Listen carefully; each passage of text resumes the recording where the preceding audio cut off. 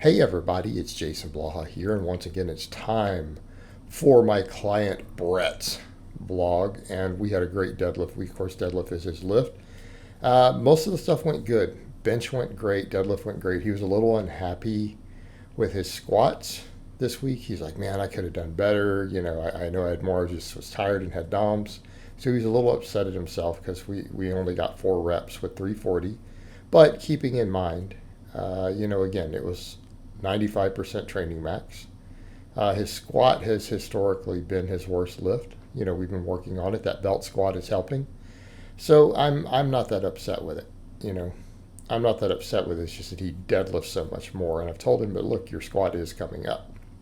Right, your squat's coming up. We'll get him to a 500 squat. He just got to keep being consistent like he is now. Right, he's got to keep being consistent. Although we do have to manage fatigue, we do have to manage his cardio and everything. And throughout the rest of the week, he did a lot less cardio. He's been doing tons and tons of cardio because if he wants to get into, good shape and get his conditioning up while we've continued to rebuild. But he's also shocked because he's like, wow, it's only been 3 months since we've been back in the gym after, 4 months of no training. He completely detrained, and so we've done about 12 weeks. We've done 3 months basically. And, this is back where he is. And we pulled over 500 pounds for 8 reps this week. So all in all, as a coach, I'm pretty happy there. So what do we do then for his squat day? Because Brett, as you guys noticed, we do a squat, a bench, and a deadlift day now. It's 3 day a week. We still do it as 5-3-1 type programming. I haven't taken him to the orc mode stuff yet. I feel like he needs the volume still right now off the main lifts. Right, we need it. We need to keep building that work capacity. So we do 5x10 on the back off squats, at 50% training max. And then he does belt squats afterwards, right? We do belt squats, which would come up next. And he told me this week, he's like, Coach, I probably overdid the belt squats. I was so upset at the squats feeling weak. I felt like I should have got 7 or 8 reps with that. And I got 4. He's like, so I came in and I lost count of how many sets of belt squats. I just did bunches of them, and I laugh. I'm like, okay, just don't overdo it. But clearly he didn't overdo it, because some people say, well, his quads and glutes are probably over fatigued. They weren't, because we get to the deadlift day. Guess what? He did just fine. Right? We did just fine on deadlifts. So there's no real problem there.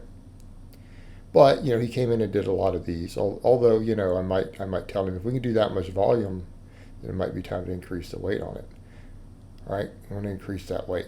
And again, we take a nice wide stance here. This is one of the things I love with the belt squat. You guys will notice with mine, I go super wide with mine because I've gone over to really wide squatting. I've got the hips for it.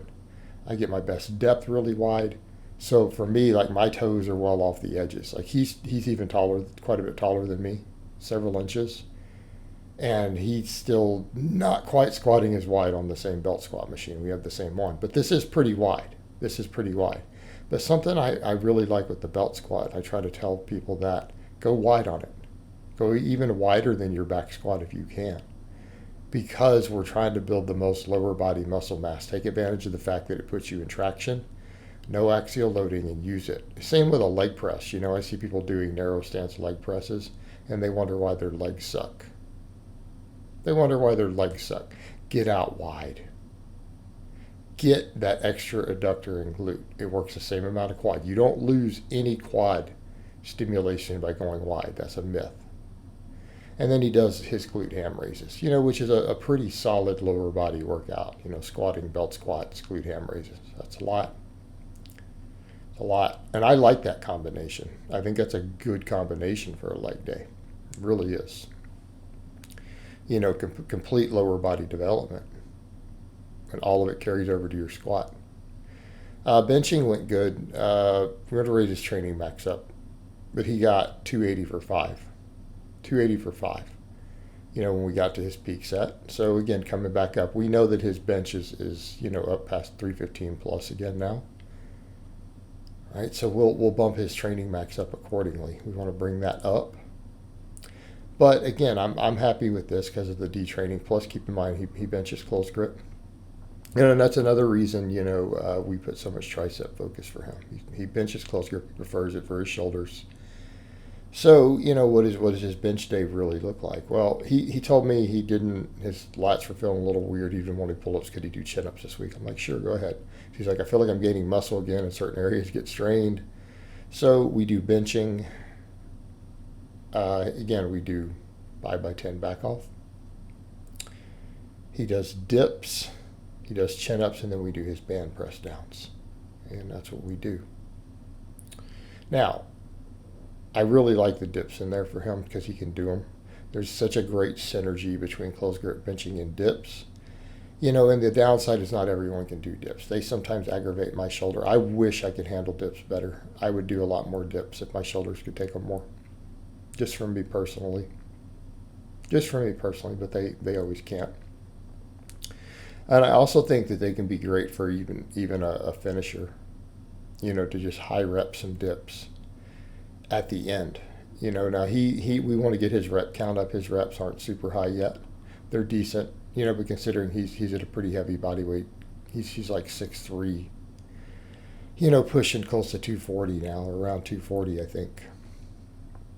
But, great for the deadlift because his deadlift should be past 600 now. So that's what we'll get to in the deadlift in a minute. That's going to come up. And that's the other thing with it. We're like, can we get to 700 this year? Probably so.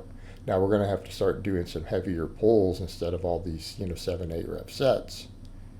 But the strength potential is definitely there. Strength potential is there. We already know he could pull over 600 again now. So it's like, all right, got 8 months left this year. Can we get to 700?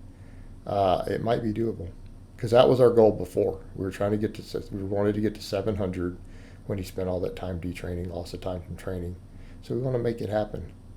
So again, his pretty much pressing day is straightforward: close grip bench, dips, chins, band press downs. And as I've said before, he likes to do these as a drop set all the way down to lighter bands, and I'm fine with that. I'm fine with that for an advanced lifter. A lot of my novices might not need this. But again, it really builds that work capacity in the triceps, which we need to muscle through all that volume, right? We need that. Build his triceps bigger. Build everything bigger. Because a lot of times triceps fatigue on your rep work, on your closed grip stuff, and it can leave the pecs a little understimulated. All right, deadlifts. Get to his peak set, he pulled 505 for 8 reps, which I put up on the Facebook page the other day.